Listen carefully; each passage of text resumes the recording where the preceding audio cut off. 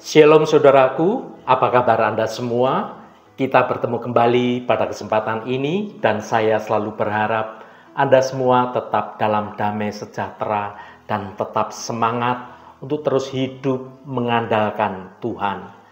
Hari ini saya Cornelius Nugroho dari channel Berkat Baru akan menyampaikan renungan dengan judul Karena Iman dan Pengharapan, Mukjizat Terjadi. Tetapi sebelum kita mendengarkan renungan ini, mari kita berdoa terlebih dahulu. Bapa kami yang Maha Kasih dan Maha Kuasa, kami bersyukur atas setiap berkat yang telah Engkau limpahkan dalam hidup kami, atas iman yang Engkau tanamkan dalam hati kami, dan atas pengharapan yang Engkau berikan sebagai sauh bagi jiwa kami. Saat ini kami hendak merenungkan kebenaran firman-Mu tentang bagaimana melalui iman dan pengharapan mukjizat-mukjizat-Mu dinyatakan. Kiranya Roh Kudus-Mu hadir di tengah-tengah kami, menerangi pikiran dan hati kami, sehingga kami dapat memahami lebih dalam betapa dahsyat kuasa-Mu bekerja dalam kehidupan orang-orang yang percaya dan berharap hanya kepada Engkau. Inilah doa kami. Kami panjatkan dalam nama Tuhan Yesus Kristus. Haleluya. Amin. Saudaraku yang terkasih, ada sebuah film inspirasional yang diangkat dari kisah nyata berjudul Breakthrough. Film ini menceritakan tentang seorang anak yang bernama John yang divonis mati setelah tenggelam di dalam danau yang beku. John divonis meninggal oleh para dokter karena organ-organ tubuhnya sudah rusak akibat suhu yang terlalu dingin yang sangat ekstrim.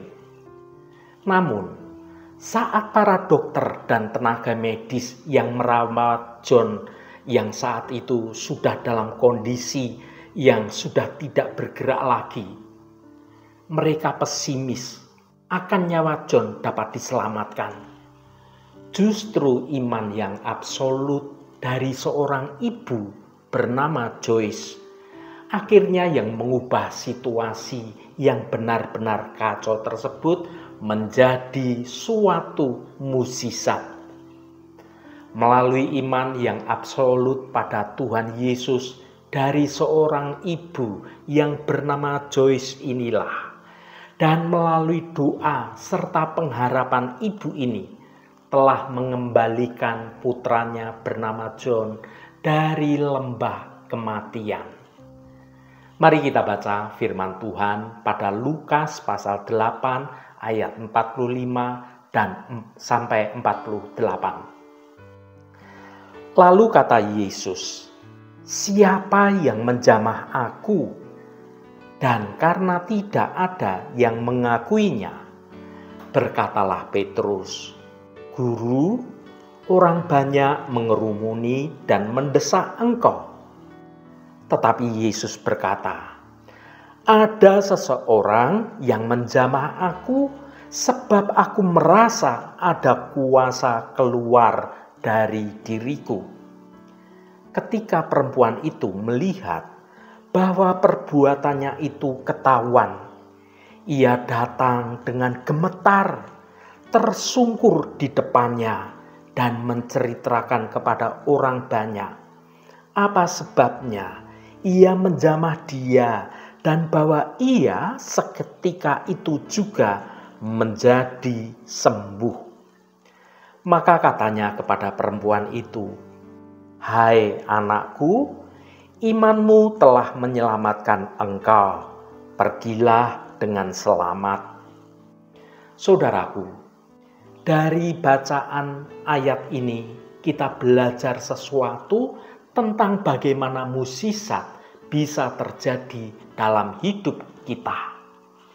Kalau kita renungkan, kita bisa mengerti bahwa mukjizat juga bisa terjadi karena inisiatif yang dimulai dari diri kita.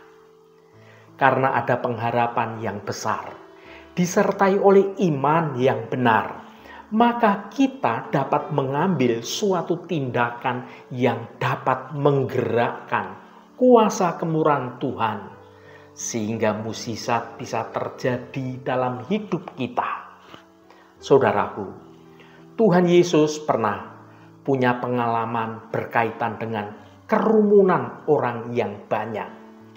Dalam kondisi seperti itu, wajar rasanya apabila ada banyak orang kemudian menyentuh atau menyenggol badan Yesus. Namun, hari itu ada sentuhan yang tidak biasa. Suatu sentuhan yang bisa menarik perhatian Tuhan, bahkan menarik kuasa Tuhan. Sehingga Tuhan Yesus menoleh dan memberi perhatian secara khusus pada wanita ini. Apalagi Yesus merasa bahwa ada kuasa yang telah keluar dari dalam dirinya. Itu sebabnya Yesus bertanya, "Siapa yang menjamah aku?" Tidak perlu waktu lama untuk mengetahui siapa pelakunya. Wanita yang telah 12 tahun mengalami penderitaan karena pendarahannya tidak pernah berhenti. Wanita itu menyentuh Yesus dengan cara yang berbeda. Karena di dalam sentuhannya ia ada iman, ada pengharapan, dan ada keyakinan bahwa pribadi Yesus yang disentuhnya itu sanggup menyembuhkannya dan sanggup memulihkannya sehingga mukjizat terjadi dalam hidupnya. Saudaraku, dalam kehidupan sehari-hari ada banyak orang menjamah Yesus lewat doa-doa yang mereka naikkan. Apakah semua kemudian didengar dan dikabulkan? Semua doa itu pasti didengar Tuhan. Karena Tuhan itu begitu peduli akan umatnya. Tetapi perkara doanya itu apakah dikabulkan? Belum tentu, saudaraku. Karena Yesus sendiri berdaulat untuk menentukan doa mana saja yang akan dikabulkan, atau doa yang akan ditunda, atau doa yang ditolak menurut pengertian dan kedaulatan Tuhan. Belajar dari perempuan yang terkena pendarahan ini, kita punya kesempatan untuk membuat Yesus menoleh, lalu mendengarkan dan menjawab doa kita, yakni dengan iman, pengharapan, dan keyakinan hanya kepada Tuhan saja. Saudaraku yang dikasihi Tuhan, teladan yang bisa kita petik dari kisah di atas adalah bagaimana iman absolut kepada Tuhan akan mampu mengubah keadaan yang sulit, bahkan mustahil sekalipun. Banyak anak Tuhan yang awalnya memiliki iman yang baik kepada Tuhan, tetapi saat kenyataan yang terjadi di luar harapannya, mereka kemudian menjadi undur dari iman itu. Inilah iman yang masih dalam tahap jikalau. Orang yang tidak memiliki iman yang kuat, maka dia akan berdoa dengan persyaratan yang datang dari inisiatifnya sendiri. Yang artinya semacam, kalau doa saya dijawab, kalau sakit penyakit saya disembuhkan, kalau mukjizat terjadi, kalau pekerjaan saya diberkati, maka saya baru percaya kepada Tuhan. Kebalikannya, orang yang punya iman absolut, iman yang sungguh-sungguh, punya iman yang bulat dan penuh, suatu iman yang percaya tanpa syarat apapun dan tidak akan bisa tergoncangkan atau tergoyahkan, bahkan hari demi hari akan makin berakar dengan kuat dan berbuah lebat dalam Kristus, sehingga mengalami suatu terobosan besar serta kemenangan yang gilang gemilang. Karena itu saudaraku, mari belajar bertumbuh dalam Tuhan agar memiliki iman yang absolut dan berakar dengan kuat, sehingga kita mampu untuk menyelesaikan suatu pertandingan kehidupan, pertandingan iman kita dengan cara yang baik, serta menerima mahkota kemuliaan yang luar biasa dari Tuhan Yesus. Mari kita baca Lukas pasal 1 ayat 37. Sebab bagi Allah tidak ada yang mustahil. Saudaraku, jika kita membaca seluruh isi Alkitab, rata-rata dipenuhi dengan berbagai macam kisah-kisah mukjizat. Salah satunya tentang Elisabet, seorang wanita yang sudah berusia, seorang wanita yang mandul. Di usianya yang terbilang sudah tua, Elisabet belum juga dikaruniai oleh seorang anak. Bahkan istri Sakaria ini dikatakan mandul karena tidak punya anak sama sekali. Sama seperti sekarang ini, perempuan mandul itu seringkali dipandang rendah, bahkan dianggap suatu aib.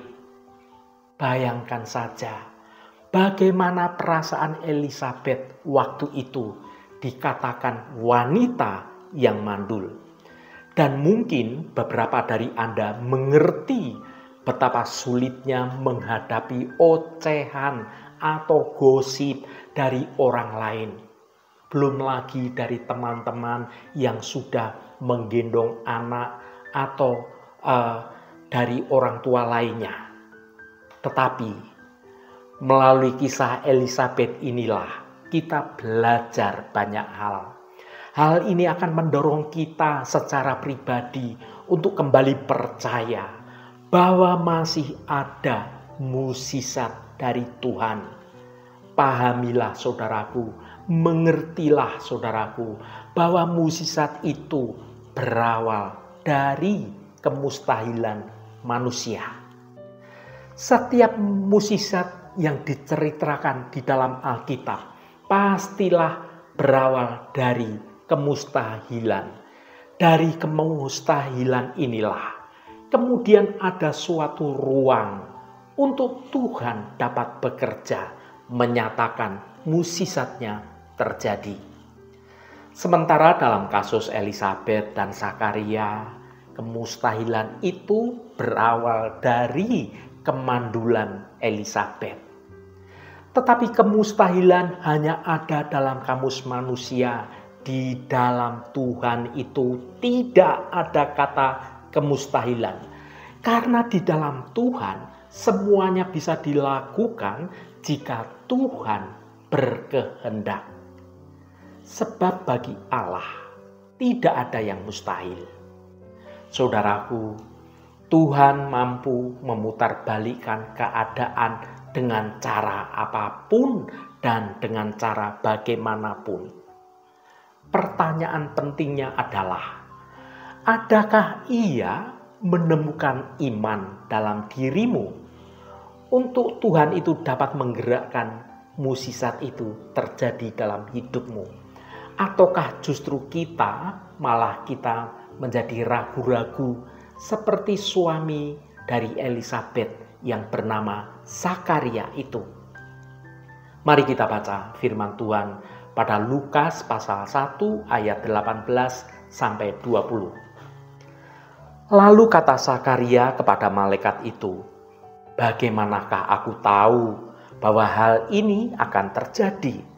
Sebab aku sudah tua dan istriku sudah lanjut umurnya." Jawab malaikat itu kepadanya, "Akulah Gabriel yang melayani Allah, dan aku telah diutus untuk berbicara dengan engkau dan untuk menyampaikan kabar baik ini kepadamu. Sesungguhnya engkau akan menjadi bisu dan tidak dapat berkata-kata sampai kepada hari di mana semuanya ini terjadi, karena engkau tidak percaya akan perkataanku yang akan nyata kebenarannya pada waktunya. Saudaraku, bahkan ketika Sakaria tidak sepenuhnya percaya, kehendak Tuhan untuk memberinya keturunan tetap digenapi dan tidak dibatalkan, walaupun pada akhirnya ada harga yang harus dibayar oleh Sakaria agar mukjizat itu menjadi nyata. Ia dibisukan oleh Allah sampai anak dalam rahim Elisabet itu lahir.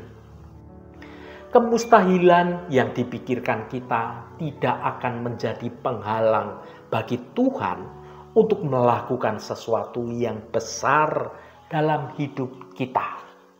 Mengertilah saudaraku, bahwa kita butuh mukjizat, tetapi mukjizat bukanlah segalanya, karena Tuhanlah yang menjadi segalanya. Saudaraku yang diberkati Tuhan, dalam hidup kita sekarang ini kita perlu mengecek setiap hari apa impian kita untuk kerohanian, untuk keluarga, untuk kita menjadi sebagai orang tua di bidang pekerjaan dan di bidang keuangan kita, di bidang pelayanan kita, dan segala aspek kehidupan kita. Ketika kita menghadapi berbagai macam persoalan dan masalah, ini adalah tempat dan kesempatan terbaik di mana impian atau apa yang sedang kita angankan tetap ada dalam pengharapan dan iman kita. Sehingga apa yang kita harapkan bisa menjadi nyata dalam hidup kita. Dan semuanya itu bisa terjadi karena iman dan pengharapan pada kehendak Tuhan terpelihara dengan baik dalam hidup kita. Sebagai penutup renungan hari ini, saya mau sampaikan pada Anda semua, mukjizat Tuhan bisa terjadi dalam hidupmu ketika kita memiliki iman yang kuat, disertai oleh pengharapan yang besar hanya pada Tuhan saja. Sambil menunggu mukjizat itu terjadi dalam hidupmu, tetaplah hidup dalam kebenaran Tuhan dan selalu terpancar kasih dan sukacita yang nyata pada sesamamu dan terutama pada Tuhan Allahmu. Haleluya, Tuhan memberkati kita semua. Mari kita tutup renungan ini dengan berdoa. Allah Bapa yang kami puji dan kami sembah dalam nama Tuhan Yesus Kristus, terima kasih atas firman-Mu yang sudah kami dengar pada kesempatan ini. Bapa, terima kasih untuk renungan yang sudah menyadarkan kami semua bahwa Tuhan, mukjizat Engkau sungguh nyata dan ada dari dulu dan sampai sekarang ini. Kami percaya dengan segenap iman kami bahwa Engkau menyertai kami di sepanjang hidup kami. Kami senantiasa berharap akan pertolongan Engkau saja, karena Tuhan sangat mengasihi dan peduli akan hidup kami semua. Roh Kudus akan menolong kami, supaya pola pikir kami dan tindakan kami tetap dalam jalan kebenaran Tuhan dan tidak mengikuti cara-cara dunia ini. Kami akan senantiasa menjaga hati kami, supaya kasih Engkau selalu terpancar dari kehidupan kami. Tuhan, pulihkan dan pakailah hidup kami untuk mempermuliakan nama-Mu saja. Terima kasih Tuhan untuk firman-Mu yang sudah meneguhkan iman percaya kami pada kehendak Engkau. Kami mau seturut akan kehendak Engkau. Tuhan, berkatilah kami di sepanjang hari ini, dalam segala tugas dan aktivitas kami, dalam studi dan pekerjaan kami, dalam pelayanan kami. Terima kasih Tuhan, biarlah kami dapat menjadi berkat juga bagi sesama kami. Tuhan, secara khusus kami berdoa untuk saudara-saudara kami dimanapun berada, yang saat ini sedang menderita sakit atau sedang mengalami pergumulan dalam hidupnya. Kami mohon jamahan-Mu agar kuasa penyembuhan dalam nama Tuhan Yesus Kristus boleh terjadi pada saudara-saudara kami yang sedang menderita sakit. Jamahan dan lawatan Engkau juga terjadi pada saudara-saudara kami yang saat ini sedang dalam pergumulan berbagai macam persoalan. Engkau bukakan jalan keluar bagi mereka agar hidup mereka boleh menikmati berkat-berkat kemurahan Engkau. Terima kasih Tuhan. Berkati mereka yang hari ini berulang tahun Tuhan. Engkau tambahkan 1 tahun lagi.